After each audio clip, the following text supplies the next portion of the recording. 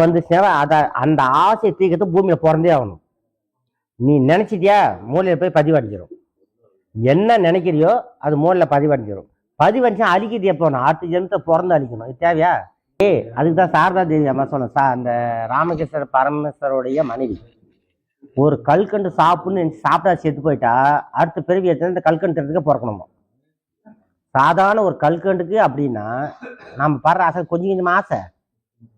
சொல்லுங்க, நீ சாதாரண கல்கண்டு தின்னு நினைச்சிட்டா சாவற எவ்வளவு பெரிய ஆசை இருக்குது. இதெல்லாம் வந்து எவ்வளவு துன்பத்தை பண்ணணும் யோசி சாமி. எல்லாம் பார்த்தீங்கன்னா பயங்கரமா இருக்குது. இப்போ இங்க வர போன ஒரு பொம்பளை சொல்லிச்சு அவங்களுக்கு வண்டி ஓட்ட தெரியாதான். புருஷன் வண்டி ஓட்டணும் நான் ஜாலியாக ஊர் சுற்றணும்னு நினச்சிச்சான். அப்போ நிச்சயம் புருஷன் வண்டி ஓட்டல என் ஆசை நிறைவாது. அப்போ அடுத்த ஜென்மத்துல வண்டி ஓட்ட புருஷன் வருவான். ஐயோ அடுத்த ஜென்மம் இந்த வருஷம் புருஷன் வண்டி ஓட்ட கற்று ஓட்டுறான்னு இப்போ செய்ய மாட்டலான்னு. உண்மை அதுதானே? இந்த ஜென்மத்தில் வண்டி ஓட்டுறத புருஷன் வந்துட்டான். வண்டி உட்காந்து புருஷனோட உட்காந்து போன ஆசை வந்துச்சு. அப்போ என்ன பண்ணும்? இந்த புருஷனுக்கு வண்டி ஓட்ட கற்றுக்கிச்சு அவங்க வந்து தீர்த்தாங்க ஆசை தீர்த்தலாம். ஆனால் ஆசை தீக்கா செத்துட்டா வண்டி ஓட்டுற புருஷங்கிட்ட போய் அவங்களோட வண்டியில் சுற்றுற மாதிரி அந்த ஆசை அதுக்காக ஒரு பெரிய எடுத்து வர முடியுமா? சிந்திங்க ஒன்று ஒன்றா. நிறைய இருக்குது சாமி, எக்கச்சக்கமாக இருக்குது.